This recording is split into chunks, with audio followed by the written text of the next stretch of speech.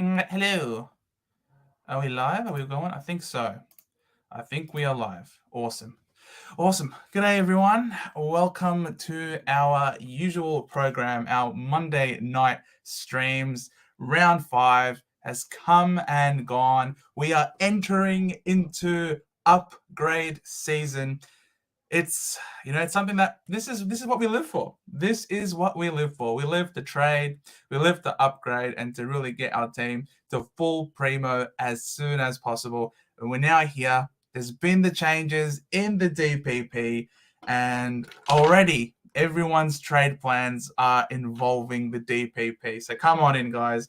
Thank you so much for joining us on this Monday evening. Hope you've enjoyed. You had a good, positive first day back into the swing of things. It was a long weekend last week, so we had it short, but here we are. We're on a Monday, and don't forget, guys, this is a live stream, and we love to have the interaction. So any comments, any questions that you guys may have, don't hesitate to put it there in the comments. We go through just about all of them, as many of them as we can. We do our best to highlight just about all of them. Big J will be coming on very momentarily. Causa, mate, thanks for coming on. Game on this week. We are versing each other in Supercoach Pro League. Oh, look, game on. Bring it, Causa. The team's getting better. Your team is, I think, better than mine at this point in time. All those preseason messages have helped out quite a bit. Wish I listened to my own advice in some circumstances, but we'll see how things go. Best of luck for this week and the rest of the year, Causa. It should be an absolute cracking game, a cracking week, because it's a long one again. So there's no Thursday night football. That's finally, I suppose, phased out now that we're into this stage of the season. But we've got the Friday night game, Saturday, Sunday, Monday for Anzac Eve, as well as Tuesday for the Anzac Day game as well. So, oh, mate, it is really exciting. Spiller'S, Supercoach. Can't wait, bro, to have you on very, very shortly. It's really exciting. We love to have as many guests as possible when it comes to our Monday night live stream. So it's really exciting. We hope you guys really enjoy having fellow content creators come on every now and then on a Monday. We love to share the love. We've gotten so much from all of you guys as a community.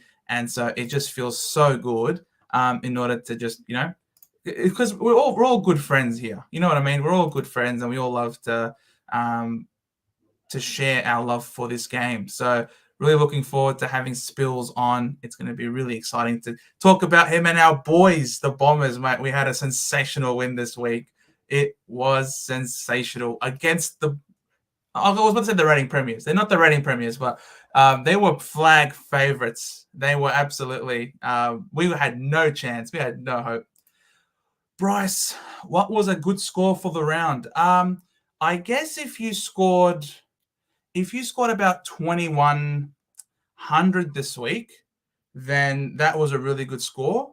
I scored, as you guys might have seen in my video, I scored 2,303. So if you scored about 2,400, then you really were on a winner, I think, because my 2303 was top 10%. So, I mean, you can, if you really want to know, what you can do is you can just go to the rankings for the week, and then you can sort of filter, and you see how many what the score for the round was. So that could be a good way for you to see. How's your website? We've been working to... Oh, Big J! How's it going, guys? Sorry I'm late. Not a problem, mate. I'm normally the late one. You're allowed to come late every now and then. I'm always late, so it's fine. Has the website been working today? Has it been stuffing up today where I can't do any trades, and now also up to 6.1k overall on your Causa? I knew you were gonna be in for a big year, mate. It's really exciting. Has that website been working today? I personally haven't been looking at the website too much because I was at work, but I did notice. Fine now. Yeah, it's working fine now. Yeah. But on your maybe Causa, just have to refresh or log back in again. Oh, yeah, exactly. How's it been, Joe? Yeah, it hasn't been too bad. It's been a pretty good week. It was a Monday, so but I went in with a winning smile this week because the only Essendon supporter in the team. It's only Essendon supporter in the firm, and we got my boss who's a Carlton man. He lost. We have another St Kilda supporter. They lost. So the only winner I was in the office. So that was very nice. Yeah, I know how it feels. First 2 rounds, I was pretty happy. Now it's just like, back to David Noble style again. Hopefully, Snap North back bounce to back. reality. Oh, there goes gravity. Yeah. No, I was Matthew Anderson in my round review. He couldn't let me have 2 days where I could celebrate a win against Melbourne. He's instantly just like, "Oh, you got a tough run coming. You're gonna slam back down to earth." Like, mate, give me 2 days. We beat Melbourne. Like this doesn't happen very often. So Hey man, friendly banter's always welcome here. I So know. We love don't Matthew. worry about it. We've got a big show today. We've got Spills on the way. I think he's just setting up his staff, talking about kind of the changes heading into round 6 as well. So the big one was kind of the DPPs. Do you want to pull up the DPPs, Joe, and we can kind of just go over them a little bit? Yeah, absolutely. There's an article on Herald Sun about it. Yeah, so there's Yeah, that was the big news as well, the DPP, but also just how many suspensions have been handed out this week. I think it's almost like Oprah. You get a suspension. You get a suspension. Everybody's getting suspended this week. It's just like, my word. It's like, come on, guys. Like, I understand that you're trying to. It's long overdue that the AFL is no longer just waiting for someone to get injured. That all of the threats, all of this, the lawsuits, the class actions have finally brought about for the AFL a change, and now they're judging the action and not just the results. So that was long overdue. But these actions aren't that bad. Like it's almost like they've gone too soft with because it is a physical sport at the end of the day where you have to tackle people to win the ball back. I think a lot of it is like catching the arm, so stopping them from being able to brace themselves, really. In saying that, we might have a special guest here, Joe.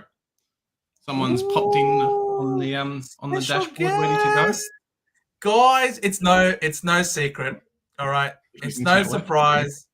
We got Spills from Spiller'S Supercoach. On your Spills. Thanks for coming on, mate. Jez and Joey, how are you, boys? Can't wait to get stuck into this one. Should be good. Oh, geez, I just bloody lost my airport here. How good's that, Joey? You got the win. Bombers are up and about, mate. It's happy days over here. The lid's not completely off yet, but if we get the win over the Pies and Anzac Day, mate, yeah, the lid's off officially. But, keeping a low profile here, boys. It's good to see wins. Yeah. Brad Scott's come in and put in some extra work. I guess it kind of just says the quality of the team as well. I know a lot of people were saying like the highs were really good last year and the lows, under the previous coaches weren't that great. So, yeah, having the new coach come in and kind of steady the ship, probably the right words to use. It's definitely working out well for you. Yeah, definitely needed that sort of cutthroat style brand of coaching. Worked so well for your boys, Jez, a few years ago. Got used to prelims and deep into finals consistently. So, yeah, hopefully Scotty can do the same for us. So, yeah, see how we go. We've done awesome. I'm really happy with the style we're playing, the toughness around the ball, and I think a lot of it also comes to the very shrewd recruiting of Setter Goats. The Goats. Phil's knows how much I love this man. I did his head in when we met up in the Essendon Gold Coast game. I'm very sorry. Mate. Absolutely. I absolutely, his ear was about to fall off. The amount of times I kept screaming, "Setter Goat, Setters." What wasn't that the week he got 146 as well? It was. That was warranted. Yeah, it was super stuff. Pretty justified if that happens.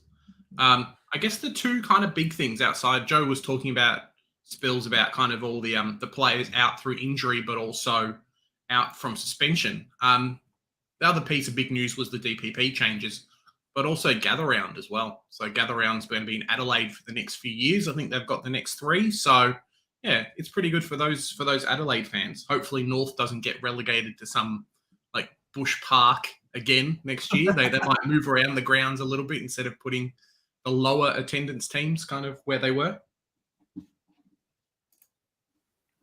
Well, they have built a new stadium that apparently, according to Lockie Neal, is MCG-esque. So, what was it called? Adelaide Hills or something. So that was not too bad. You never know. Hopefully you guys play over there.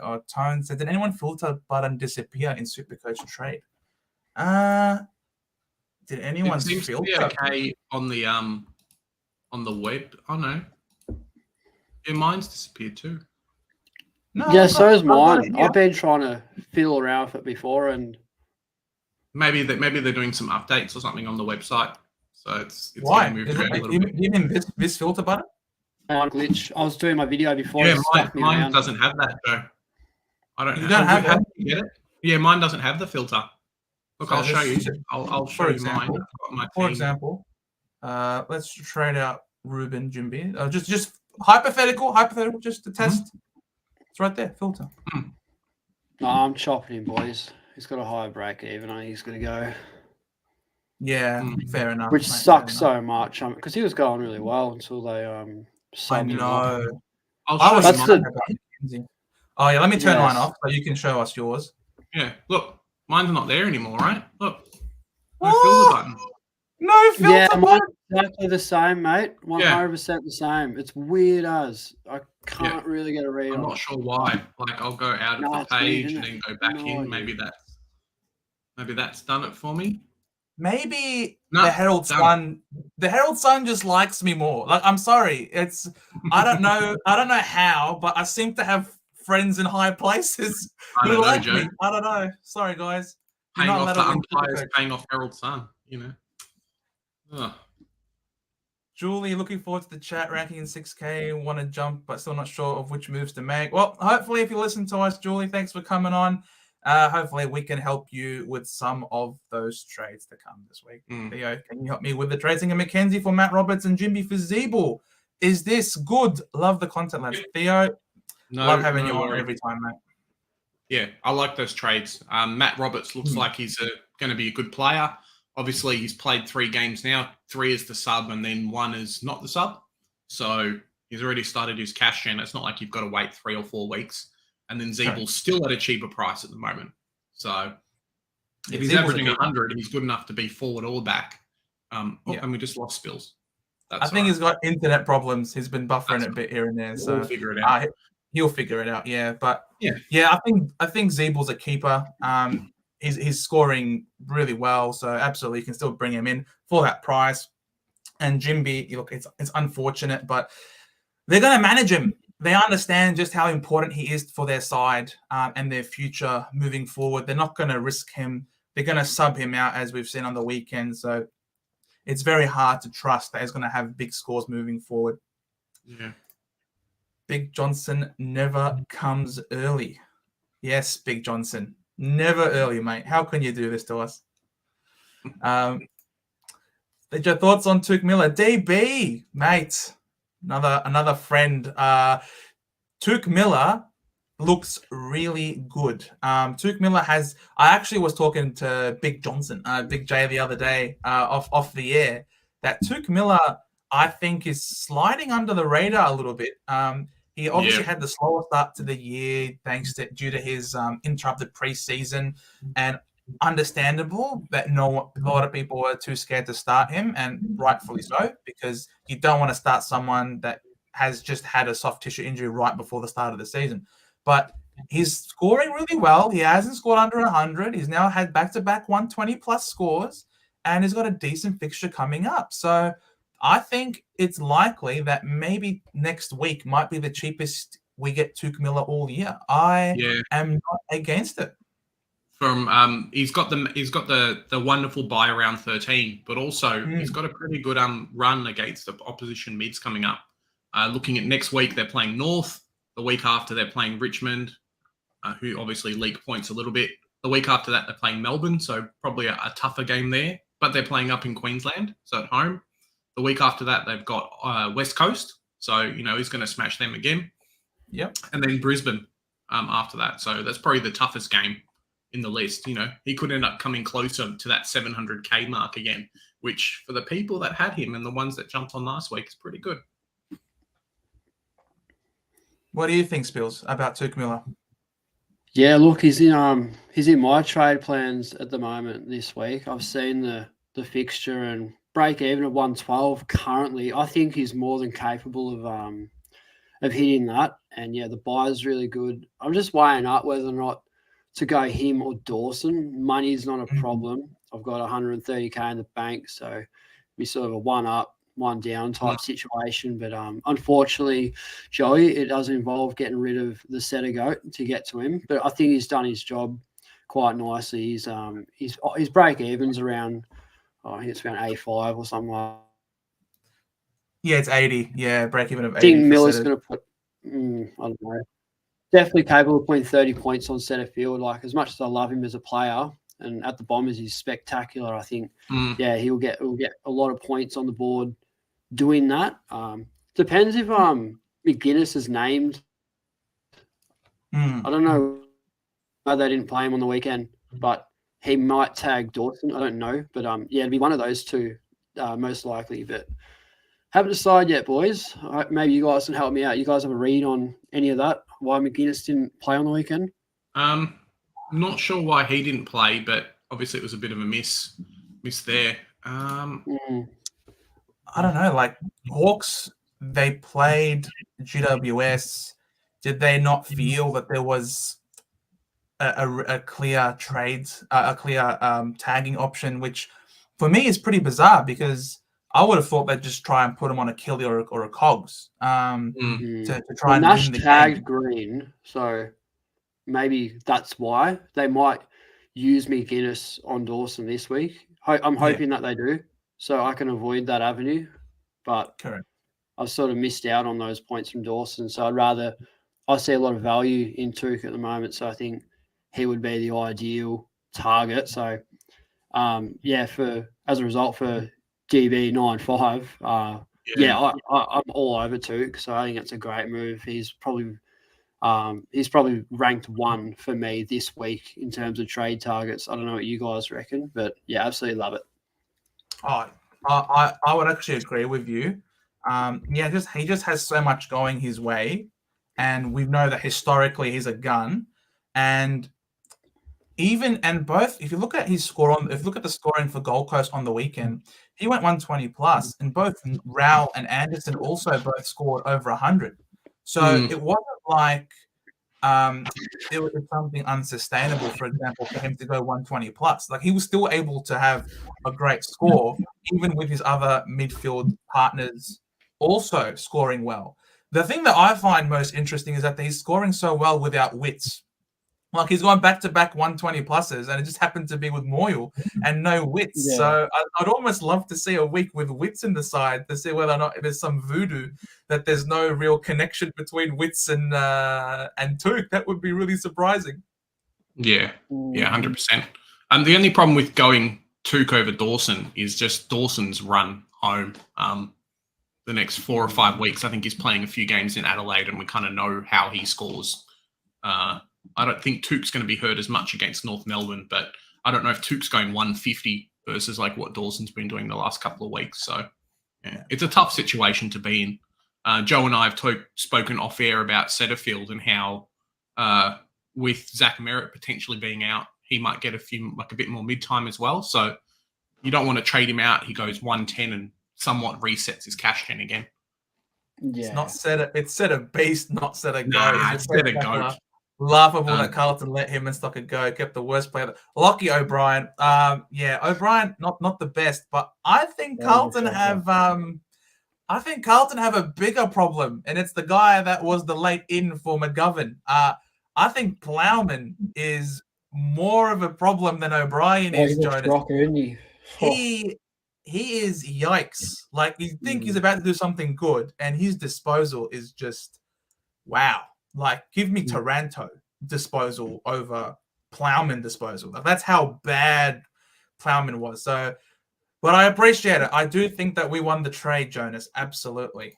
Tone, thoughts on McCluggage at his price? Yeah, you 441K. mid. What's he been averaging? He's averaging 69.8 for a guy who's 441. He must be trolling, boys. There's no way. I think. Well, I gotta read it just a little bit, but you never know.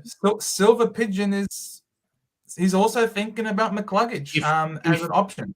If Dunkley wasn't there, then maybe this is his breakout year. But he's had one good game, and that was against North Melbourne this year. Like, it's not like he's going to come back and do one, even 100 average from now on. So everyone's going to score good against North, especially Took. So as bad as he played on the weekend. Yeah, maybe McCluggage in draft, but if he's a free agent. But other than that, no way. No one knew my side. Agreed. Kevin, how are you, Kev? Took or Merritt if cleared to trade in? So who you choose? Good question. I don't think Merritt will be cleared, unfortunately. I think they're trying to stamp out that rough tackle. I personally don't think it was rough, but they didn't even give Will Day the time of day to even hear his sort of argument. Like, it was just summarily dismissed, no downgrade whatsoever. So it just seems like the AFL is really knuckling down on this tough tackling. So look, I'd personally go Took. Plus, he's got the better buy. Yeah, I think so as well. Yeah, great with that. Blues fan went from 104K in round 1 to 22K at the end of Nice work. Excellent astronomical rise. Debating between Took and Neil. Ooh, that's an interesting one. Took or Neil? I think Took, boys. Like, Neil did play North and obviously benefited, went off. You saw point chasing there. Like, he never got that 170 he had. I think Took's got the better buy. I think he's better priced. I think Neil and Dunkley are screwing each other over just a little bit, despite the good scores against North. To put it simply, but Took 100%. Got such a good run coming up. It's so hard to ignore him. So, by length for the Flemington straight, I think I go Took. Yeah, 100%. Corey can't filter players and couldn't even do trades and look at draft for agents. That's rough. I'm sure. Oh, you're not the only one, Causa. You got Blues fan also. Yeah. The Duke on your Duke. Also, he's filter buttons. So yeah, look, guys, it's a common problem by the looks of things. I'm gonna tweet Al Patton right now. There you go. On your big Jay. You're listening to people. Doing the Lord's work. Bryce, with Green suspension and needing to climb the rank with points, is an upgrade to Miller or Sarong a good play? If you're going to upgrade one, I think Took safer than Sarong, personally speaking. Sarong just doesn't have the history like Took Miller does. And I know we've said this multiple times, but he's got the run and he's also got the great buy. You know what I mean? Like, just so many things are in Took's favor right now. And it looks like he's now had 2 back-to-back 120s. I don't know. I personally lean towards Took. Yeah. Bryce, you're not going to like this response, but I think you got to hold Green. Like, if it's for a week, so be it. It's not worth the sideways trade. Like, it was tagged pretty badly by Nash, so that 97 is not too bad. I know it's a pain in the ass, but I would hold and just you're gonna have to cover somewhere. But yeah, I wouldn't. If it's 1 week, I wouldn't pull the trigger. The only problem I have with the only problem I have with Green is that last year we saw the taper off of his scoring. This year it seems like that's slowly starting to happen as well. So he might not end up being a keeper for the year. Just because, yes, he's got a 107 average, but the last couple of weeks, I think, have been a little bit lower than what it has been the weeks before. I don't know if that's a GWS thing or that's a him thing, but, you want a 110 plus from him. So come the buy rounds, at least, if he's not, if he's MA, offload him off, yeah. I get the rookies off field first and then 100%. maybe buy, flip, luxury trade. I think he's fine, but... Yeah, because we're in upgrade season now, so I know you might think you might think it's an upgrade to flip Green to one of these guys, but it's not really an upgrade because you're still maintaining the same number of rookies on the field. You haven't actually increased the number of premiums in your side. This is the time now onwards to really be bringing in premiums every week to fill out your list. If you're sideways in premiums, you're going to find yourself behind the ball. The teams that get to full primo fastest tend to be the ones that end up finishing higher because they're getting more large scores across the board without having to rely on rookies. So Bryce, you got to hold him for the week, I think. I agree with the two gentlemen. Duke, we've said, McCluggage at 440, not worth it. Why is everyone keen on McCluggage? I don't see any upside at all. No way. Not sure, eh? I don't Global, we love you, mate. Global, you're an absolute superstar. You're always coming out here with some fresh peanuts. Clearly, McCluggage is not tickling your peanuts because you haven't asked about him. So well done. I'd love to see who your suggestion is for this video. But again, Global, we love your support, brother. Lisa, if you can't afford a defender over 580k, who to get? Ryan, Lloyd, or Sinclair? I love it how Lloyd's in capital letters. Lloyd. Yeah. Lloyd's an interesting one. I know Sinclair is probably the best pick out of the three, but Lloyd's really gone under the radar. Really, I don't know if it's a change of scenery at Sydney, like someone's been out and then he's playing a lot. Maybe it's Rampy, because I know Rampy was out this week and he might have not done as well last week. But yeah, Jake Lloyd's on the rise I know he was 500k last week, so he's a bit of a shout. I think you can't go past Sinclair though. Little bit of money still to lose. Let me just pull up his stats at the moment, but I think he's only got like 1 or 2 scores under 100. I'm actually trading in Lloyd into my grandma's team. I have a team on the side. My team that's no good, and my grandma's team, which is flying at the moment. Yeah, it's doing really well. It's called Grandma's Kitchen, guys. If you want to have a look, Grandma's Kitchen run by Georgette.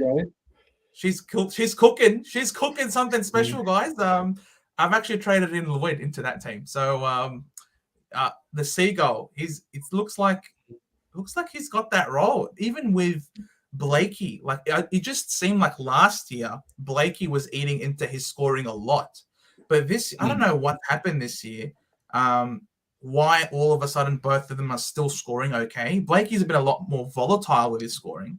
But we can't forget the two McCartan boys were concussed. Well, there you go. That's probably it as well. Yeah. So, and I don't think Paddy McCartan's going to be back for a while. I think Lloyd's safer than Blakey, though. Blakey has shown that he can drop a 50, but so far, Lloyd this year, I don't think Lloyd dropped a stinker. I think Lloyd's lowest score was 93 against Melbourne.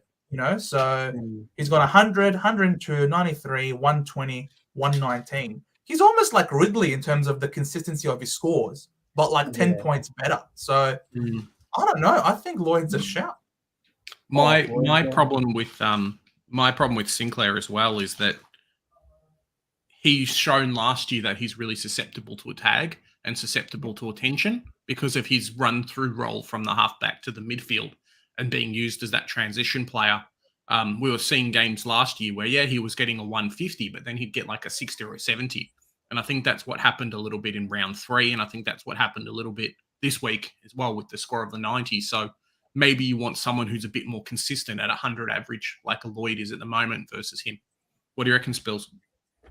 Yeah, I think it's tough because Sinclair, obviously another price change. I like Lloyd maybe the most out of all of them, but I don't know if you can do this, Lisa, but maybe hold fire this week and then go ham on a Sicily or Day next week, I reckon, because Sicily's got another price drop as well. A bit nervous with him. Lost a lot of kick-outs to Hardwick. That's not good. But Will Day coming back, he's in my draft, so I've been watching him like a hawk. So I think he's amazing. The role is superb and just been unreal. So I think I'll be jumping straight on him next week. So I don't know if it's urgent to get some of these options in.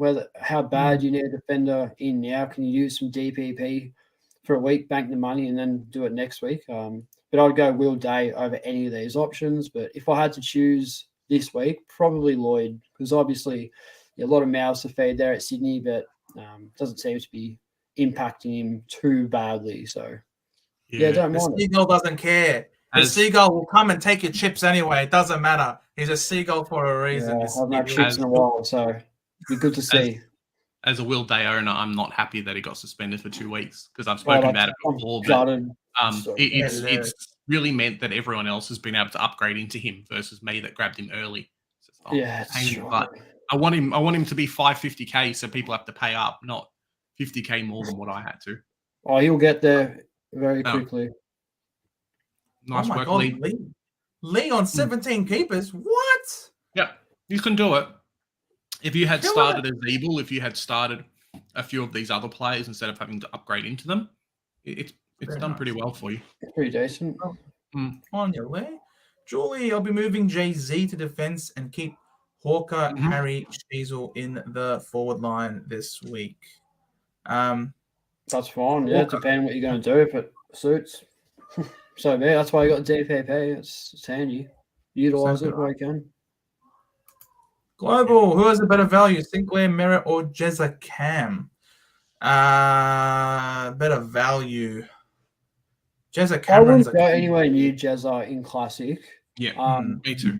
He's in my draft team, but I've seen a few 70s from him. So if you're willing to cop that occasionally, so be it. Yeah, he's going to come out and smack it around, but yeah, I don't know. I wouldn't go Jezza. Merritt's not playing this week, so Sinclair, mate. 100%. Yeah. He's the only one's going to give you good points this week, guaranteed. Julie, Finn McGuinness was out as they chose Nash trade to Tom Green. His fringe depending on matchups with opposition players. Julie, do you reckon we're going to see a Finn McGuinness tag on Dawson? Please. They have to tag him. They have to. I mean, Dawson only went 80 last year on Finn, so did well, and it was defensive too. I mean, Dawson saved that score with, 8 or 9 tackles. So, yeah, Hawthorn, if they don't play McGuinness this week to tag Dawson, they're tanking for Harley Reid. That's 100% if they don't go through with it.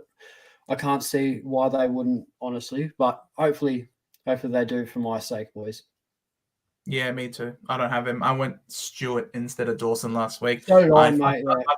I felt I needed the money personally, so it worked out. Like you save 50k and you still got a 135. I mean, yeah, I'm banking that for sure. I'm happy I picked Stewart over Dawson on that. You save so much money, and it'll be great if we get a McGuinness tag. Please tag Jonas. Should we trade Caminiti this week due to his suspension? Membry is back, and how far away is Max King? I know Anthony's done a boo boo. Anthony let his emotions get the better of him, but he was baited into it, man. He was getting ribbed all game long by Murphy, and Murphy goes and ducks. Look, I'm not condoning Anthony's behavior by any means.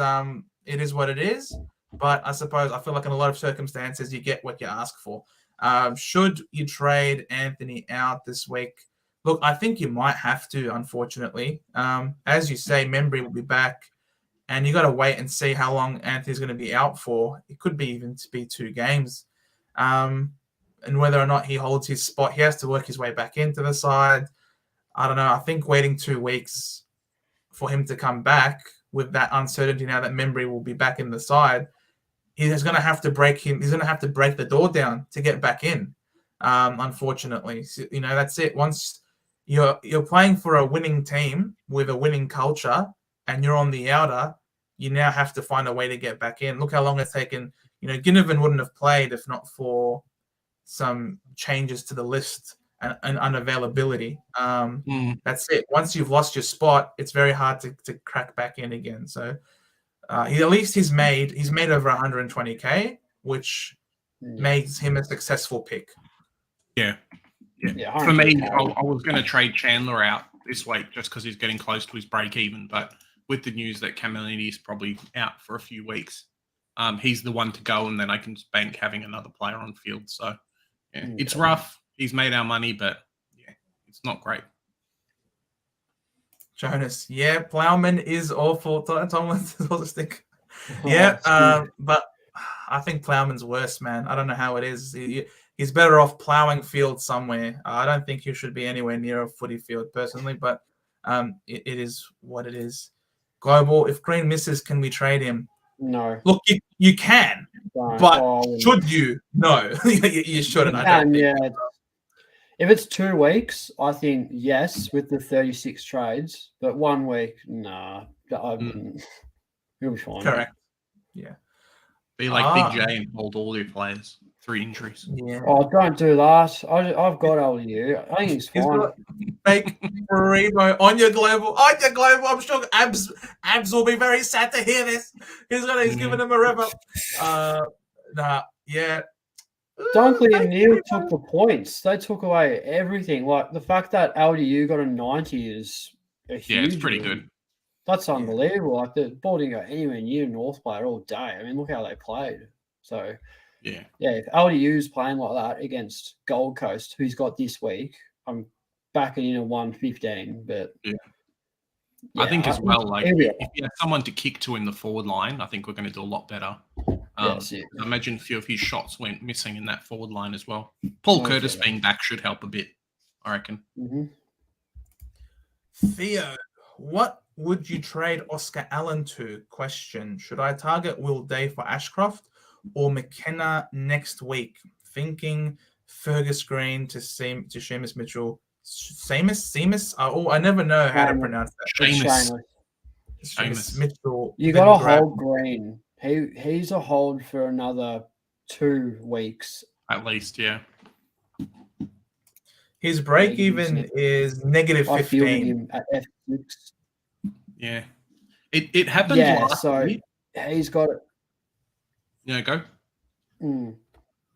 Yeah, he's like he was at my F6 this week and he was great last week too. Back-to-back scores in the 70s. So I would not get rid of Fergus Green for Seamus Mitchell. Don't see why Mitchell's got in so many teams. I think he's like 12% traded in this week after 1 game. Didn't he score quite well? I mean, he did score well. I can see why, yeah. But yeah, I don't know.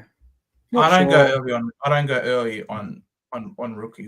Green's got that thing. So last year, a lot of people got burnt by trading out Rochelle early because he was like 190K, got a couple of price rises, nothing.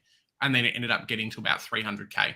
Green's similar. I know a lot of people were doing like a Chandler to a Green or a few other players to a Green, maybe even like a Ryan from Richmond to a Green. And then he came out and has had 2 goes of 76, similar to a Raider Galea. So these type of players, I think we can hold a little bit longer than what we've had to in the past, especially with, you know, your Constables, your Jinby, your McKenna, not McKenna, Mackenzie, all these players being out, that we might actually be stuck. And it's okay to hold these players a little bit longer. Correct. Yeah, well, McKenna to Day next week will be what I do most likely. You can find other ways to get Day in. Day is definitely not out of reach, so you can certainly get him in. Oh my God, I got to skip the queue, guys. Jeez, how good are those bombers? Big J, you got to join a winning team, mate. Listen to Cheese, listen to it. We're winning, mate.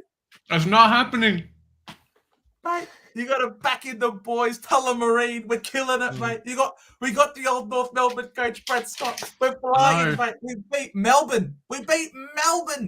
Oh, mate, you guys did really well. I'm not saying you haven't. You guys are on track for top 8 this year. As Spills would know, you know, Bombers fans, you guys are doing really well. I just can't jump shit.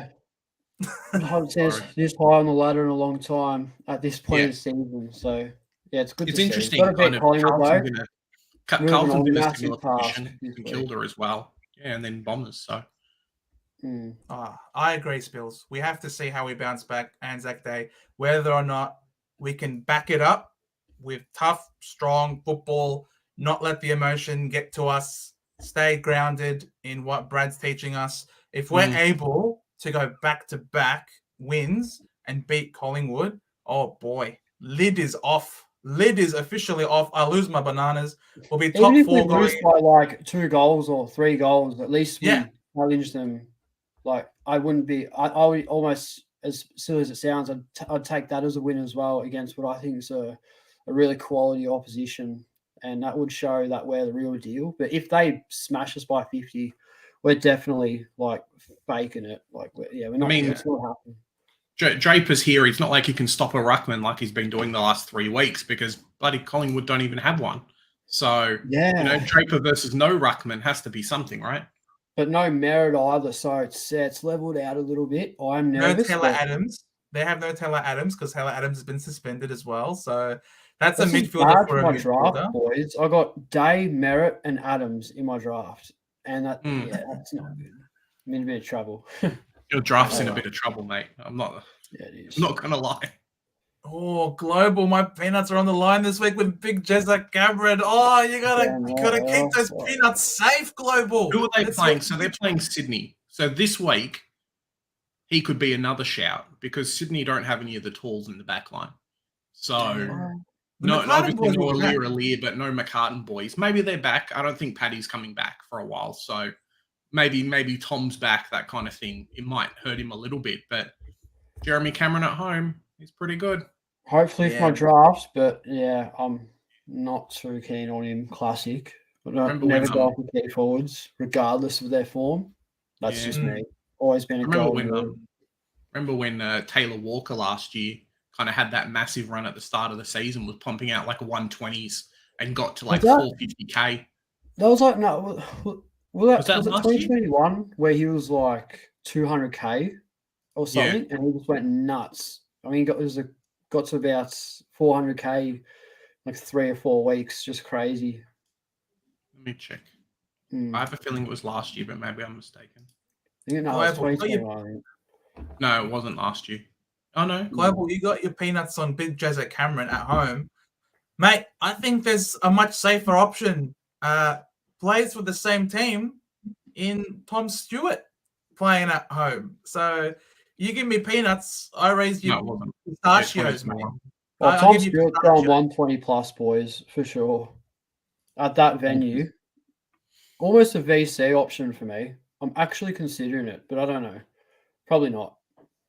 Probably not. Who knows? It could be good. Cause I would have loved Petrarca as a forward this week. So annoying. D's played him 80% mid as he was 34.3% forward. Oh, so close, hopefully around 12. Did you see this, Spills? Did you see this with Petrarca? So the DPP changes came out, and someone, I think it was Fantasy Preco, put up an article today saying, hey, if Petrarca had got 0.7 more time in the forward line, he would have got DPP forward this week. So it's so close, man. Yeah. They needed him in the midfield. In everyone's teams already. No. They needed him in the midfield because Melbourne were getting cleaned, bro. Melbourne were getting smacked by the force that is the Essendon Bombers, mate. Yeah, we took him to the cleaners, man. Grundy was exposed. Draper, Phillips. I'm sorry, guys, but you have to blame Essendon for being too good for Melbourne, which is why we've missed out on Petrarca forward status DPP. But personally, I'm not upset, Corey, because my team's not in a position where I can get in a guy like Petrarca in my forward. Yeah, I agree with that. I'm happy he hasn't got it because that puts a lot of pressure on the team. Like it stuffs up my upgrades for Tuke or Dawson this week. I'd have to target Petrarca over them because it's a defensive move. I don't mind it. I think it would make things a bit harder if he was a forward. Okay. DB, don't think I'll trade Mr. Tom Green as I don't see it being worth a boost. However, this week really is the only week pre-buys that you could trade him out pre-buys. Yeah, that's correct. But for me, he's more so of a buy flip for me personally. DB. 100% Logan. Yeah. Hope Side gets up as I faded Stewart for him. That's unlucky. Oh, sorry, Logan. Unlucky, mate. That's shattering. Thoughts and prayers out with you. And yeah, it didn't seem like he pulled the hammy. I think he got knocked on the hammy. It was almost like a corky to the hammy. A bit similar to what McGovern had suffered the week before, and he was able to get back out and play the rest of the game. Unfortunately, it doesn't bode well because McGovern actually was a late out the next game. So I really hope Sard gets up for you, mate. Without McGovern, it was probably on like stonks on the rise. But it just so happened to be the 1 week that they were playing Adelaide, who showed last year that they were capable of sending Ben Keys to him, who absolutely gave him a bath. And unfortunately, history repeated itself. And that was a really poor coaching performance, I think, by Voss and the Carlton coaching group. They sort of came in knowing what they were going to face. They knew Ben Keys was going to play on Sard. They knew that Dawson is going to be playing in the middle. They didn't send anyone to Dawson who showed the week before that he's the danger player for them because Freo tagged Laird and they still got absolutely pummeled. So they missed the Dawson tag. They missed, doing anything to help Sard out. It was a really bad performance all around for Carlton against Adelaide. Yeah. It's a rough one, man. Supercoach. Mate, I would love to have Abs on the live stream, but Abs has technical problems, I think. We'll try and facilitate it. I'll speak to him again about it, getting it done. I know he was saying that he's got some microphone issues, so we'll see what we can do for you. But 100%, make sure that you tell all your friends because we'll get first live kind of talk on a live stream with him. It's going to be mad. Oh, that would be insane. That would be sick. Because we saw what happened when he was on with Swizz from Supercoach inside of the massive echoes. So he's still working those out. But when he gets those fixed, you'd bet we'd love to have him in on one of our streams. Lee 17 keepers rank 1.3k. Well, that's why you're ranked so high, Lee, because you've got so many keepers. Well done to you. Jennifer, with Tom Green suspended for 1 game, who should I cover for him between Hollands, Johnson, and Roberts? Okay, on you, Jennifer. You decided to hold them. Well done. Very proud of you. You can use them as a loop. I mean, what's the order of the game?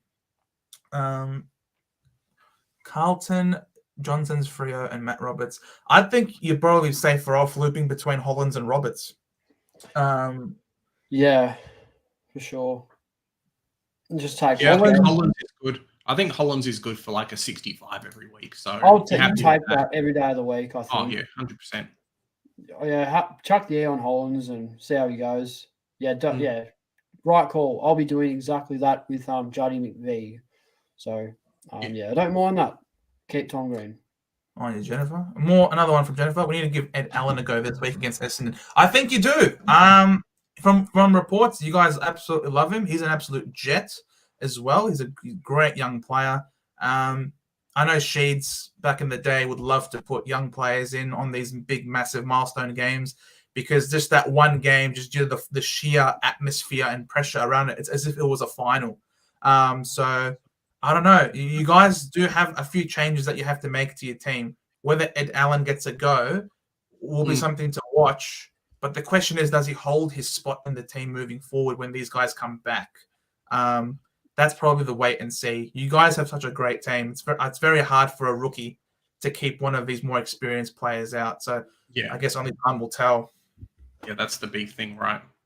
I think the Pies, though, have really shown that if you're good enough and you're playing, they've got a few flaky players like your Taylor Adams. Not so much still side bottom, but other players like him this year that if you're good enough and you're a player and even if you're a rookie status, first or second year, they'll keep you playing as long as you're in form because they want to win games, right? So of course. Yeah. It's all about winning. I don't really geez, jump on the Papley machine, guys. He's a freak semi draft this week. He is the epitome of a draft pick, Chase. He's sad to draft, but he will destroy your classic, mate. He kicked 6 goals in the second half. You know what I mean? Like, a forward without goals is a very sad and terrifying thing as an owner. So, yes, he managed to pump out a massive, massive score, I think, in the end. But he's just too roller coaster. Watch him kick 1-1 against Geelong this week. So, don't jump on him. Keep him in your draft. Brilliant pick, but classic-wise, there's no way. Yeah, wouldn't be caught dead with him in my classic. No. How good is Nick Dacos with a career high of 42? The kid's Yeah, a jet. only 128. He must have butchered it a little bit. Like, Yeah, I think so. yeah, was surprised when I saw that. He's my captain this week. I've actually got him as my captain this week. He's playing MCG. He loves the wide open expanses. We haven't been running any tags off halfback for any half-backing player, so I think he could be in for a good game against us. Where so yeah, I'm gonna have the vice captain on Clayton Oliver this week. I think him against Richmond at the MCG, Anzac Eve, I think is going to be a jet. Gonna go bananas. If Oliver goes well, do you have someone that's not playing in the Anzac Day game so you can take that? That's actually a good question. That's actually a very good question. Because I know Madden, Chesser, and Constable play. No, Constable's a bit late. But Madden, right. We have the last game. I actually didn't even look at the calendar. So we're the last game. When does that ever happen? Every time on Anzac Day. Yeah, every year. I'm the same with Richmond, Melbourne. It's I'm sorry, mate. When you get Anzac Day, you don't have Anzac Day. I'm sorry. We get the big games. They got Good Friday. So they get Good Friday. They get the Good Friday games, so it's all right. We got one, and then West Coast decided to put something else on the same day, I think, now as well. Double header. That's always fun. Talking about Nick Dacos, he's bloody fantastic. I think some of his possessions, though, might have been kicked backwards or just meaningless handballs, so you only get like 1 or 2 points per kick versus like 40 in a close game where, every shot was effective or forward of the ball. I think it would have been a lot better. But he almost cracked 1,000 meters gained, which is phenomenal. Highest on the field for any team. It makes sense if he's taking kick-ins. There's only one way for him to kick, and that's forwards. You can't kick backwards from the kick-in. How good is Harry Sheasel? That's what we need someone to put that in the comments. How good is Harry Sheasel? Yeah, gun. Absolute gun. Are you about to type that in yourself? Maybe. That's cheating. You can't hype up your own guy, mate. Get out of here. I don't think we've seen a better rookie than Harry Sheasel, at least for the first 5 games. Well, I think he's every game's been over 30 disposals, and obviously Supercoach wise, I mean, he's gone from 200k to 430 in 5 weeks or 3 weeks of scoring. So yeah, it's pretty good, man. No complaints there. No complaints at all. Of course, I did the same thing. Was deciding between Sard and Stewart, and went my pre-season guy and wanted him. Yeah. You got to back in your research. Well done. Theo, I traded Oscar Baker to Seamus Mitchell. I think. Who do you think needs to go first? Ashcroft or McKenna or Oscar Allen? I think all of them still have money to make. Ashcroft's still got to break even. McKenzie's got to go if you have him. He'd be the one. Yeah, Cam McKenzie, but he's saying Ashcroft, McKenna, or Allen. I think all 3 of them are doing well right now. Trade Oscar back. Mitchell. Who do you think needs to go first? Yeah, none of them. Oscar Allen, if you had to choose, but all 3 I think still have decent money to make. Cam McKenzie, like the boys say, is probably the one to go. Poor score last week, plus a nothing score this week. I mean, he's going backwards. So he's out of my team this week, lads. 100%. Yeah, DB's on it. Hold your trades. Theo, no need to make water from stone. They've all got plenty of cash left to make. Yes, on your DB. We should have read your comment instead of keep talking. Jonas, surely Bro Max will not be reunited this week. Grundy solo versus Richmond reject shop Rucks equals 130 plus. Why is he called Bro Max? Bro Max? I've never heard that. Brody, Grundy, Max, Gord. Come on, Bro Max. Gaundy, mate. It's got to be Gaundy. It's going to be interesting. I think Richmond's they've got Ryan coming through. They've got Ben Miller. I think they've still got Big and New in from the VFL team as well. So see what happens there with them. Look, I'm nervous. I think this is Anzac Day Eve. He's their captain. They showed up in the ruck last week. against a very formidable duo, I must add in there. They managed to kick 5 goals in the first half against Melbourne. So, and you look at the post-match interview, Goodwin said, we brought in Brody, not to be the standalone ruck. We brought him to ruck with Max. And Max is ticking all the boxes. So I'm really, really scared as a Grundy owner that Gawn is going to be in this week. Why would people jump on Grundy?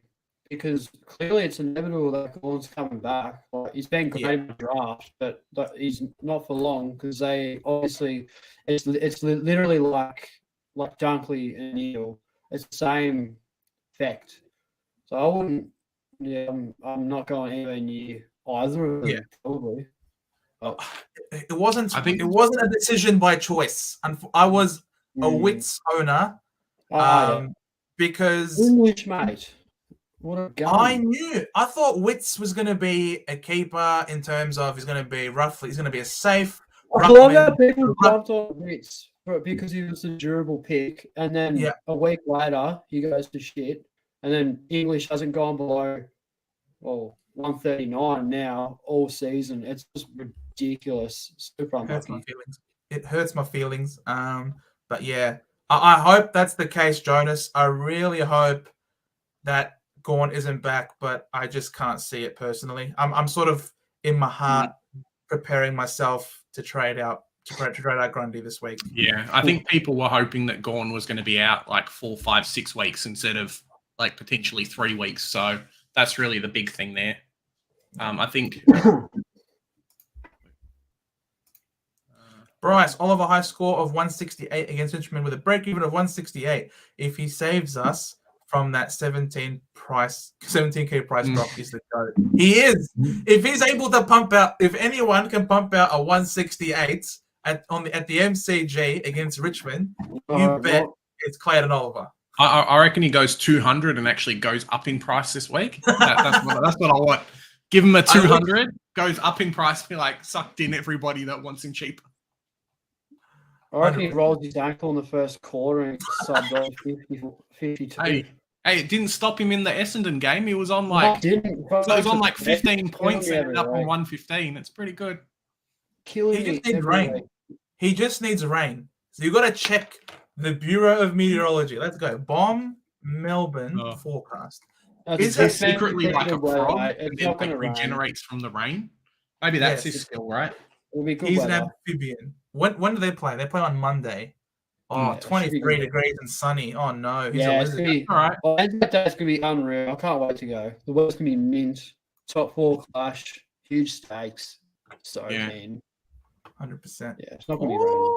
How good is Harry Sheasel? Now, Harry Sheasel is the North version of Set of Goats. The Sheasel Goats. Oh, that is a mouthful, Causa.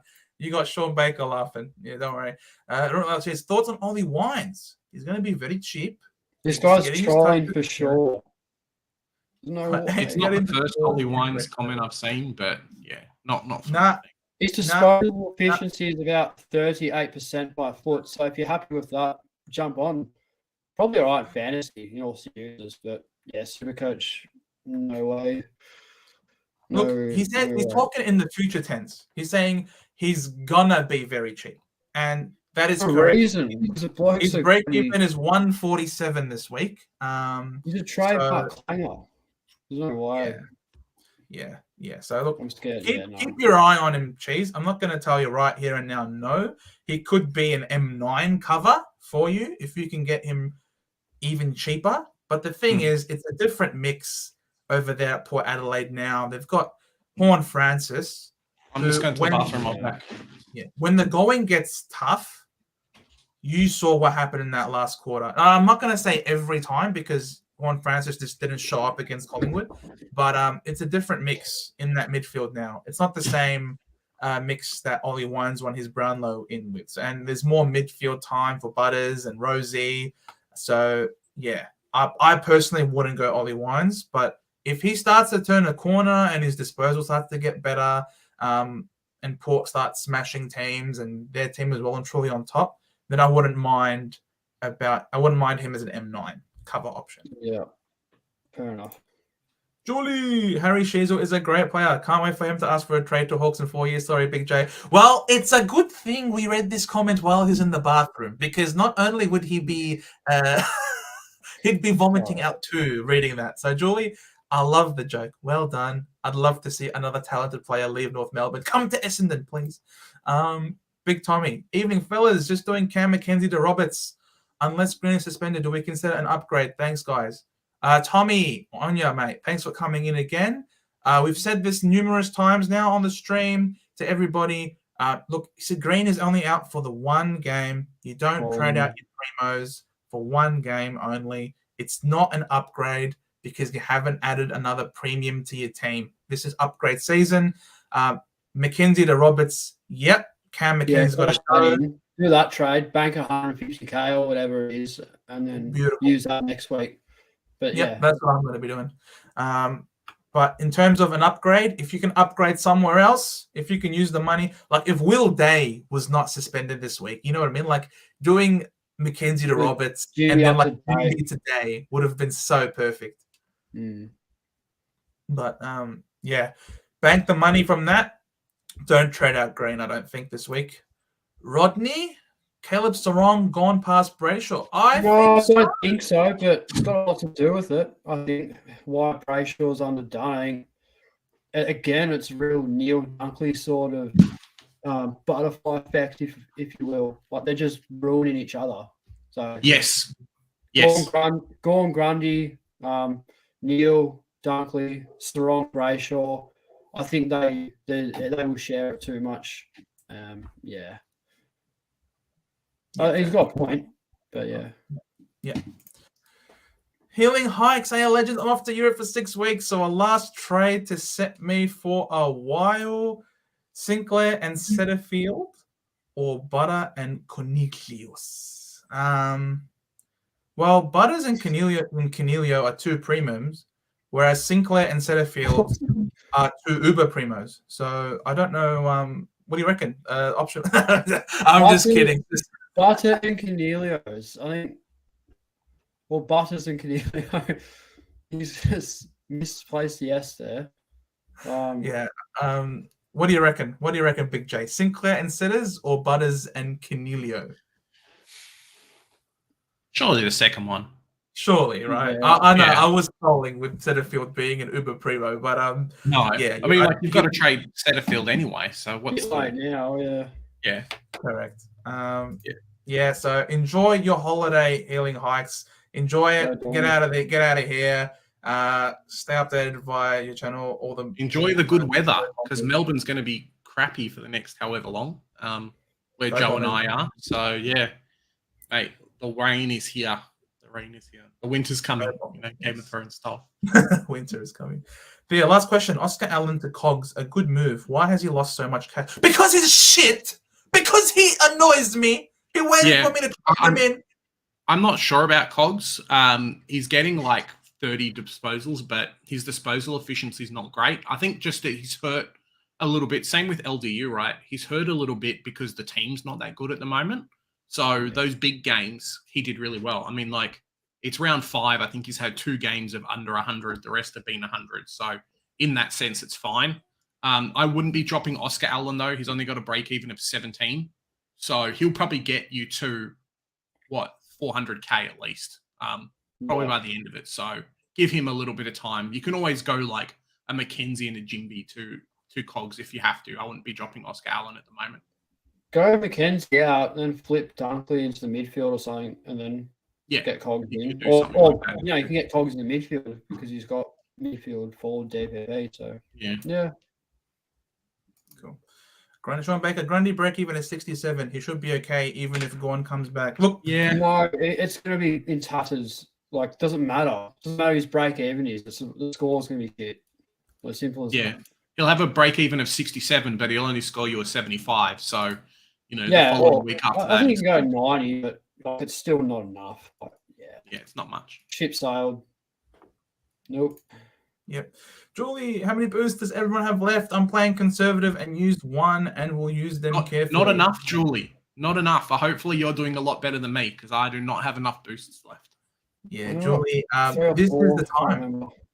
This is the time to use the boost now. We're in an upgrade season. Now you can chew down one up every week. Especially now with being able to keep like a Hopper and a Setterfield. Potentially this week I could go Jinby, McKenzie, and like a Caminiti or a Chandler up to a premium and a couple of rookies on the bench, which would be fantastic. As Joe says, now is the time to start doing it. I had to spend a lot of boosts at the start just to fix my team, which wasn't great, but it happened. But yeah, definitely boost up now because we've got, if you've only used one, probably go into the buy rounds with one left, just in case you need to do like a 4-trade week to sideways a premium, so you make sure you don't have any donuts on field. But yeah, now is definitely the time to start boosting if you can. Yeah. Logan, Gorn was 4 to 6 weeks. So Grundy in seemed quite logical with his fixture to make at least 100 plus K. But Gorn coming in early has spoiled it. I know. Can someone go around to... It stuffed us up. It looked to be a great play. It really looked to be a good move. But yeah, unfortunately, they need him back in the side after what happened on the weekend. Yanko, boys, can I ask each one of you, what's your worst decision so far this season? Oh, boy. That's a tough question, Yanko, because there's a lot of bad decisions that I've made this year so far.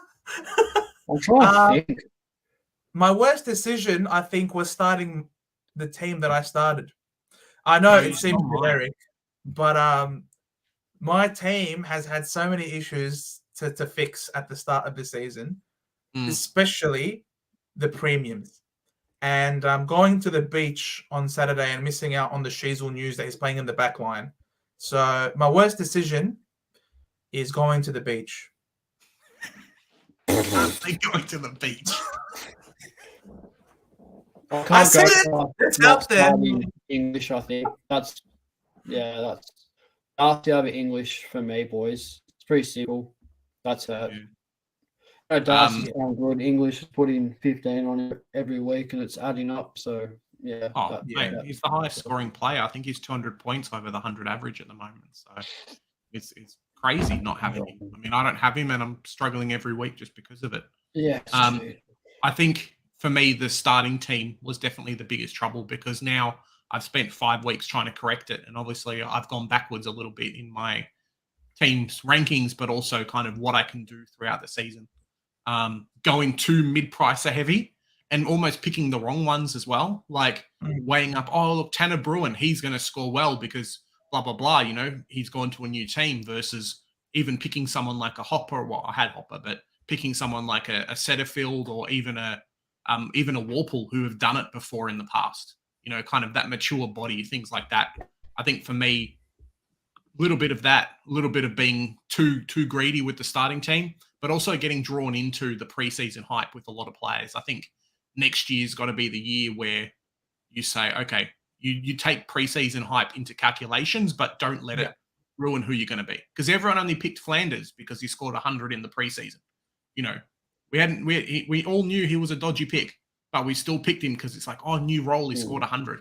Preseason games don't matter too much. Players definitely take a seat back and other players do really well. And that's something that I think for me going into next year, I mean, it's only round 6. It's not like the season's over, but going into next year, kind of factor that in a little bit more. Yeah, I think my biggest, I guess, banking on what you said, obviously, you just say my worst decision was my starting team, but I'd probably nail it down even more. I think my worst decision this year was throwing out my preseason training, my preseason analysis, and tracking these players that a lot of these players that are killing it scoring wise were in my preseason teams, but I really paid too much attention, and I think I gave way too much weight to the Pracky games at the start in the preseason, which then led to me changing some of these premiums that I had initially, like Dawson was in there, you know what I mean? Like guys like that, and ending up getting these other players. And Dacos was so big on Dacos all preseason that he was going to smash it out. And then we had that one game where he was tagged by Finn McGuinness, and all of a sudden, he's out of my team. So I think everybody. For everybody. Most majority people too, yeah. Correct.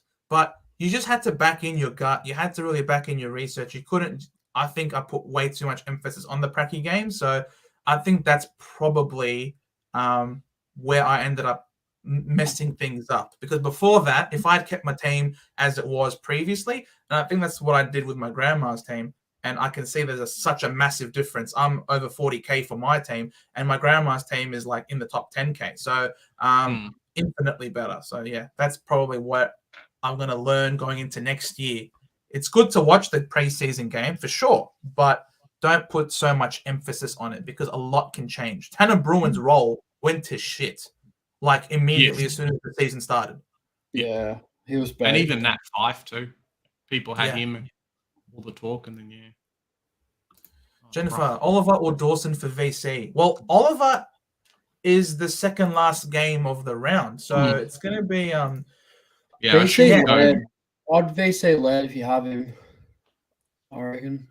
If you don't, it's VC Stewart at Geelong. He's another good one. If there's no Finn, do you reckon they're going to put a bit more attention on Dawson? Spills? Is that kind of why? I hope so. I think fingers crossed. Because I don't want him this week. I think this is the wrong week to get him, despite the break even. He's pretty expensive. I mean, if you pay up, what's he, $650, and he's tagged by McGuinness, that's a terrible investment. I don't know. You're better off jumping on Took for hopefully a 130 against your boys, Jez. But to answer your question, sure. I don't know. Probably VC Dawson because you'd have no choice, would you? Unless you got a non-playing Collingwood or Essendon player. Yeah. Be unless you got an Alvin Zach Merritt and you're holding for a week. Zach Merritt, yeah. You got Zach Merritt, you can use him as a loophole. That's reaching, but if you do, kudos to that but I don't know. Big Tommy EFLs, can we not talk about that fraud, Liam Jones? Yeah, we're not going to talk about him, so let's move on. You are very correct. Yanko, hasn't Roberts done a hammy today? Does anyone know? I don't know. No Please, idea. if you're still here, Yanko, let us know. Put us a link or something. I haven't heard anything about that. Jimby and McKenzie out for Cogs or Boost, and chop Baker early for Took. I don't think you're chopping Baker early, to be honest. He's pretty close to his break even. His break even's 46.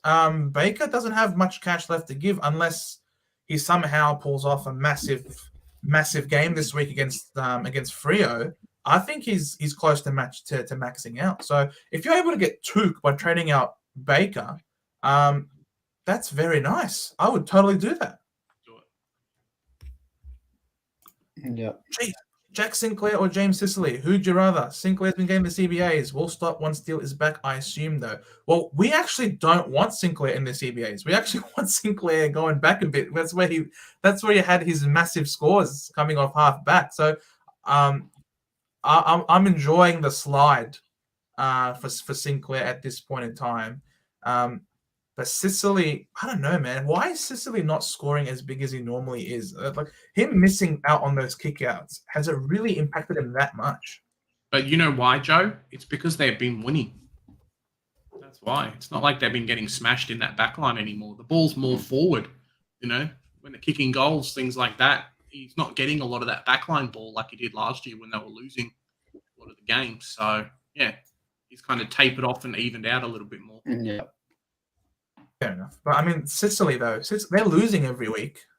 And his highest score is 112, which was in a win. And hard against killing. Yeah.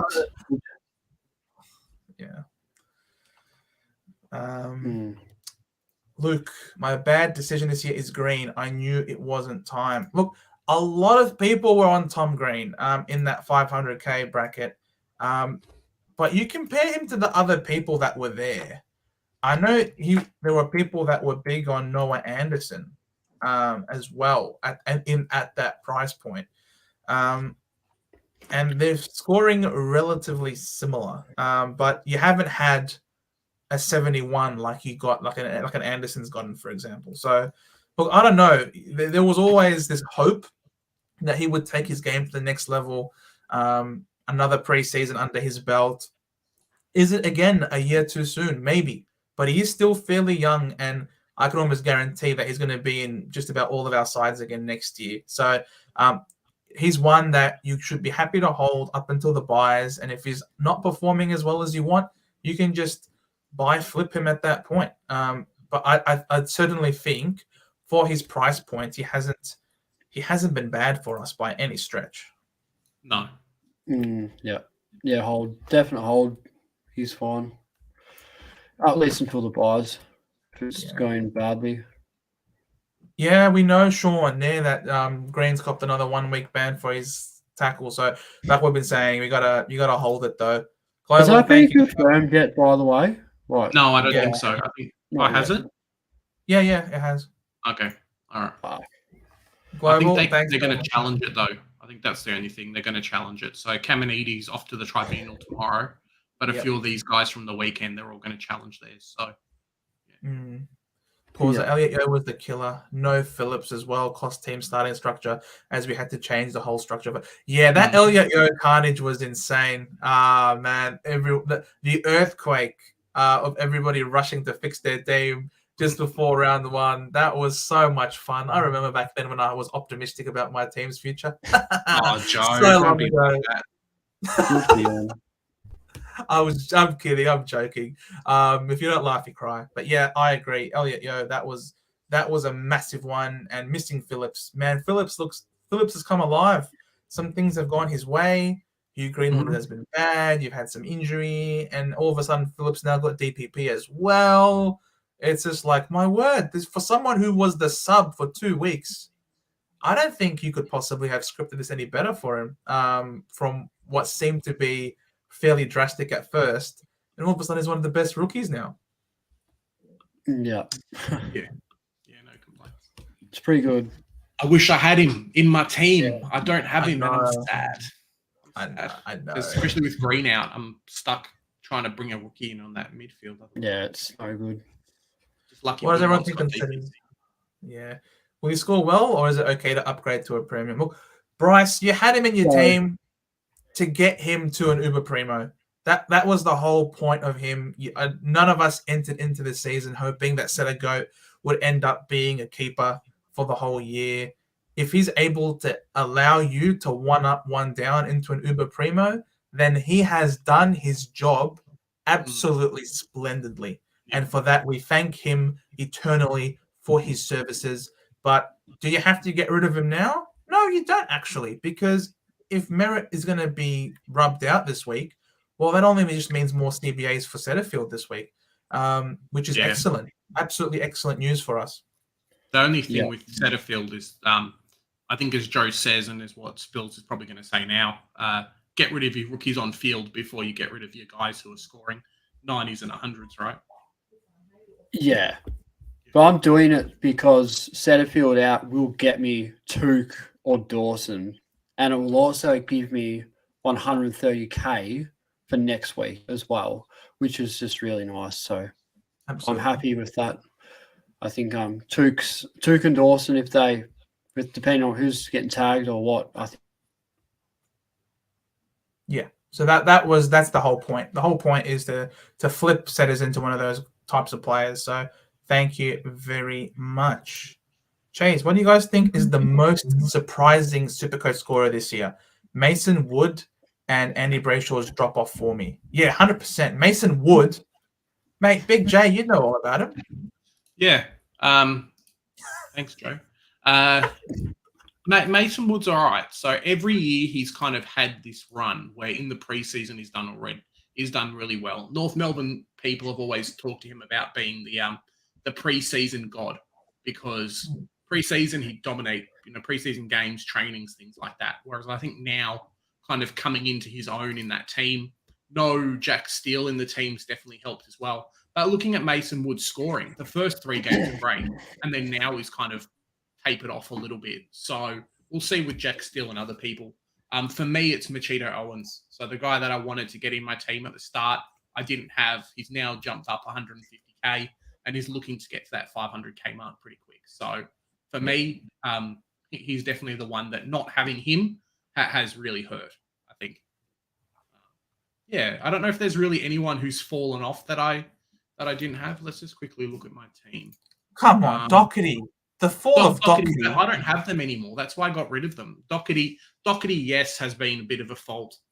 Ridley, I think, was always speculative, so it's like we picked him, but not so much. I think Nick Dacos is probably the big one as well, just how prolific he's been. A lot of people expected him to jump up and do well off his first year run last year, but not to the extent where he's averaging 133 and is like the third best Supercoach player this year.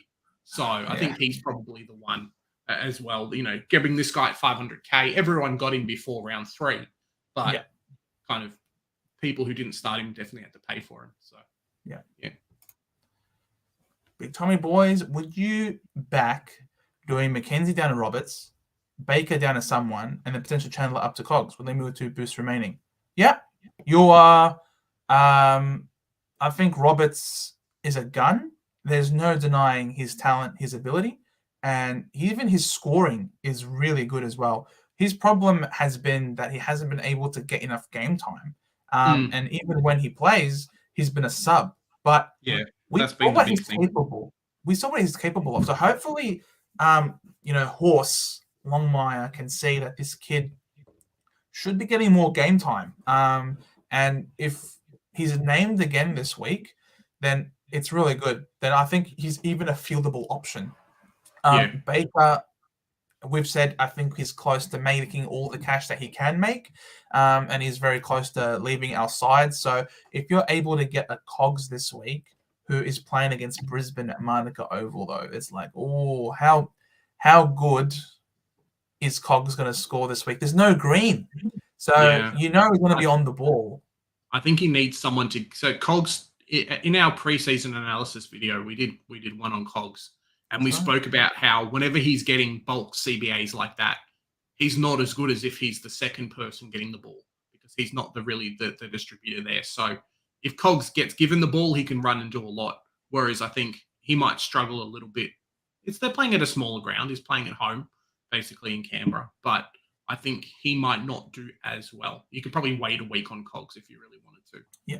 But I do think he's going to be a keeper. I think this year, the defenders and things like that, because we've got Harry Sheasel and Jack Zeeble there, we can do a swing into that back line. So we can all afford to grab a Cogs, who's a little bit cheaper. Expect him to average around that 100 mark. Yes. And guys, Spiller'S Supercoach, internet carked it, and thank you so much for having me on. Look, we've loved having you on so much. Absolute pleasure. It's great to have a fellow Don supporter on the channel. Would love to have more North Melbourne supporters, boys. Get some more content, North Melbourne creators. I don't understand all of this. That's good. But thanks for coming on, Spills. It's been fantastic, mate. 100%. Sheasel was a massive surprise. I guess kind of the role as well. But if you look at his VFL scoring, Sheasel's done really, really well in that forward line anyway. So I think he was averaging like a 130 or something VFL. No, sorry, like junior level in the forward line. You just see his ability to kick goals. I mean, he kicked the goal this week outside 50. Massive bomb, just straight in. The kid's done it from the forward pocket. He's done it from the midfield. Now he's doing it from the back line. So he's just a freak. Very, very good player. 100%. I can't believe I went to the beach and missed the news. Ratatui's doing really well at the moment. So similar to what we said about Green and a couple of other players, definitely these guys who the scoring's there. It just takes a little while. I think Geelong now are coming into their stride a little bit as well. Yes, they played West Coast. I posted on Twitter this week talking about how, West Coast didn't even turn up off the bus. So, Geelong just had a field day. I think they had the most scorers scoring 100 I've seen in a very long time. So it happens. But yeah, these guys slowly rebounding, slowly becoming keepers, not keepers, but at least covering a couple of positions. And he should get to 400K, which is crazy because he was scoring like 20s and 30s 2 weeks ago when people dropped him. So yeah, lucky for those who held on. but a good lesson to learn for next year. Yeah. I just don't have the patience. I just don't have the patience with Ratatouille. I don't know. Like he was scoring so badly. Same thing with Liam Jones. I've just found it really hard to be patient with these guys to see if they come good and have a spike game and just get their cash gen going again. Even Liam Jones. Even Liam Jones has come and bounced himself back as well. So, yeah, it's a bit of a rough one. Exactly. So we might head off in about 5 minutes, guys. So get your questions, chuck them in the comments, and we'll smash through those as well. Snelling, yes, Travis. I love Snelling. Small forward for us. If he's not tackling for us, then he's not doing his job very well. He's very cheap at this point, 279,000. Look, he's only played the one game back from injury this year. He's priced at a 50. I think he's certainly capable of beating that, especially now with this new Essendon game style that we're playing with. It certainly helped that there were really wet conditions, which made it very difficult for Melbourne to transition cleanly. He does like to go up the ground a bit and get some tackles. Looking at his historical stats, I mean, he averaged 50 last year. So it's not like and then he averaged 81 the year before that. So he's certainly capable. He's got historical scoring. I'm actually not against the pick. Just the way things are, you tend to, during the course of the season, you start to really do guns and rookies. You don't really tend to trade in mid-prices at this point because you just want to make as much cash as possible. It's very rare for a mid-pricer to end up being a keeper during the year, unless we're talking like Zeeble and Impey and stuff a couple of years ago, for example. But during the course of the season, you probably don't want to do that. If he goes big again this week, and he has a ridiculously low break even, but who would you be downgrading? One of these players, would it be a Fergus Green? But that's just a sideways at that point. It wouldn't even be a downgrade. So if you're picking him at that price point, you're probably getting rid of someone in the midfield maybe. I wouldn't go him this week. Keep an eye on him though. I just wouldn't go him this week.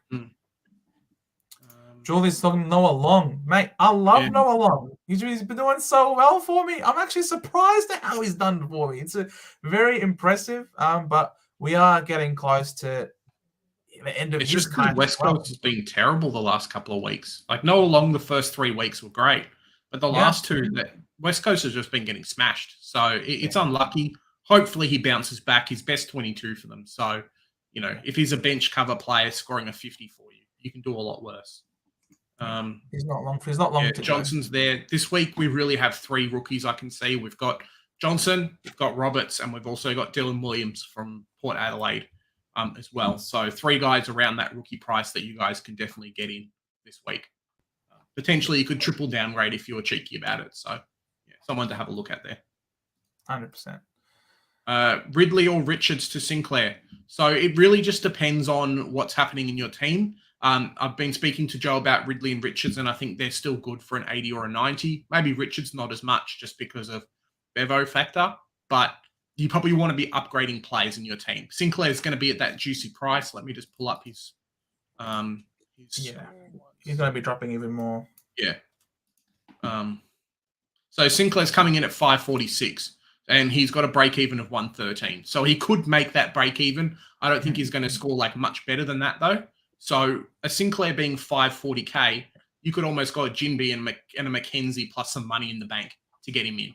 So I wouldn't be sideways into him. I would be trying to do it another way. You could even trade boost, get in a couple of rookies on the bubble, and then grab Sinclair with the 3rd pick. So I'd probably be looking to do that at this point, then trade out established premiums. We've spoken off air about it, but the time to upgrade players is now. The sideways trading was 2 weeks ago. So you don't want to be 3 or 4 players behind by doing sideways trades like you're considering right now. Yep. Any season Cs? I think Bont VC against Freo could be very good. I probably wouldn't do English. Shrek is very formidable. Jeremy Cameron can do all right. Jeremy Cameron can do all right, as can Stewart. Playing at home. He loves to play at home, Stewart. But then again, Sydney have shown in the past that they can tag him. So I'd be nervous about that. check the team sheets. If there's no Finn McGuinness, then Dawson is an absolute lock as either a VC or a C, so keep an eye out there. Maybe if you guys have Tuke Miller against North, could be good. LDU could also be good. Starting into and then like Oliver and Nick Dacos, like you're talking about. Just have to be careful that you've actually got a loophole player. You got a VC before that. Yeah. The big thing as well, the Sunday games are a bit tricky. Saturday's not so bad, but Sunday games are a bit tricky because they're only, the first game, Hawthorn Adelaide, and then the next one after that is only 2 hours. So that first game won't be finished by the time the second game's on, and the second game won't be finished by the time the third game starts. So just have to be kind of careful with that when choosing what's going to happen. Joe, this week, games go until Tuesday. I know. What is this? What is this? We've gone from having 4-day weeks to now 5-day week. I don't understand. Oh, mate, it's rough. And then it's going to be Friday the week after? Like, come on. Yeah, it's going to be insane. Last couple of questions, guys. Yeah. Double downgrade this week. See, I wouldn't touch Brockman. I think his game last week kind of hurt him. Seamus, I wouldn't touch either because he's only played one game. Roberts, Williams, or Matt Johnson. It depends if Matt Johnson is named. He's definitely one who's probably going to get you a 60, similar to Roberts. But I think Dylan Williams has been playing halfback for them at the moment. Yep. And there's a few players to come back in that position. So just someone to watch out for and consider. Yeah, he's fantastic, but you don't want him getting pushed out. One of the strengths of Port Adelaide has been their defensive line. And a lot of these medium to small halfbacks are in the weights ready to come back. So one bad game and he's out of the team. Whereas I think the other two, there's space for them. Yep, fair enough.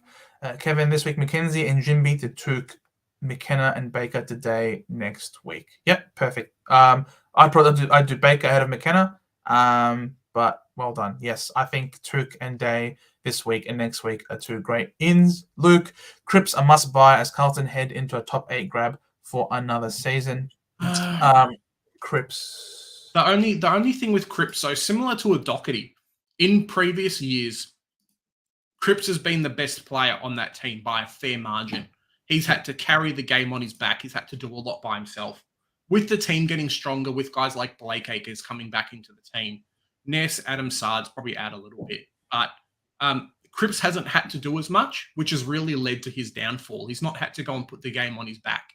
Last year and the years before, he had games where he was almost happy to take the attention because the team was covering and the team was good enough to cover him. This year, it's even worse this year, just for how he's playing. So I don't know if he's a must at the moment. Just looking at his break even right now, it's a 140. So he's not. I don't think he's going to score 140. He hasn't done that at all this year. You could potentially grab Cripps at like 530k. If he starts doing better later on, fantastic. You've got Cripps at 530k. So I think we could definitely wait a little bit on the Cripps for right now. Just kind of the same issues with Doherty. A lot of people taking his role. A Chera, all these players grab the ball out of the midfield. It's going to be worse with Hewitt and Walsh back as well because there's 2 more mouths to feed in the team. Yeah. Joy, sorry to leave first. I meant to say I started all along. There's been 126k so far. I'm holding. Yep, started as him as well as Dawson. Well done, Julie. Absolutely killed it. Big Tommy, last question. Bring Sarong in over Cogs. Could he be a pod M8 or so? Look, he's been doing really well. I love He's him. been sensational. Let's just quickly look at Sarong. For the people that got him, they're laughing, right? For the people that got him at the price that they did, boy oh boy. So Caleb Sarong is currently 3-4. He's like in the top 8 of midfielders at the moment, averaging a 112, which is bloody fantastic. 3-round average of 130. What's his face?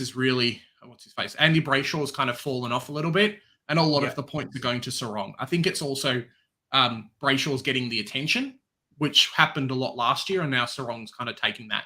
At the moment, I would probably go Sarong. If you had to choose this week, I would go Sarong because Cogs is playing at Manuka. I don't know if he's going to make his break even, which means that you could potentially do him and then grab Cogs next week and not actually lose out on cash. Whereas I think Sarong's break even, let's just quickly have a look.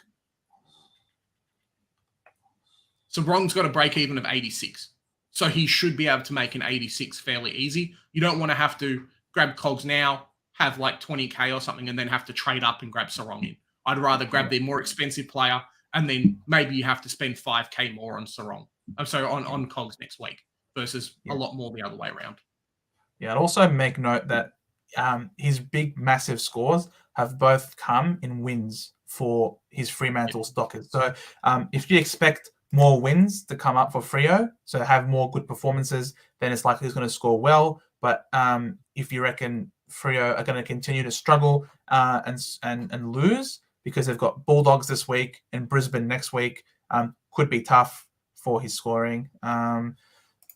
Okay, fine. This one's the last one. Sorry. Bad trade. Chandler over Baker. Only way it gets done, but it's a huge upgrade. In order to get to Camilla, you got to trade out Chandler over Baker. No worries. Both of them are kind of. Chandler's probably got one more price rise in him, but if you grab Tuke Miller, he's going to go massive. He's got a low break even. Just get him in. The 20K, the 15K you lose either way is not worth it for the much better player. Yep. No worries, Kevin. No worries, Tommy. Thanks, guys, so much for joining us for our regular Monday live stream. We absolutely love doing this. It's now 9:06 p.m. And a massive thanks goes out to Spiller'S Supercoach. You guys, if you haven't subbed to him, please go on over there and sub to him. He's a great friend of the channel, as you can tell. Very good Bomber supporter as well. We've got to support our fellow Bombers, don't we, Big J? Mate, well, we haven't got any North Melbourne people on, so I can't support our fellow North Melbourne people. Remember, guys, we've got our Supercoach group as well, where you guys can win some amazing prizes. The group code is 222976. This week we've got a lot more content coming out. I'll have my team review up in the next couple of days, hoping that the filter button gets fixed, so I can actually make some trades and show you guys what I'm going to do. And remember, this week is a Friday game, so Thursday night is not going to be Thursday straight away. We've got our live stream happening on Thursday at 5:30, so stay tuned for that if you can. Awesome. Thanks, guys, for watching. We will see you later. Have a good Monday, guys. Yeah. See you guys. Bye-bye.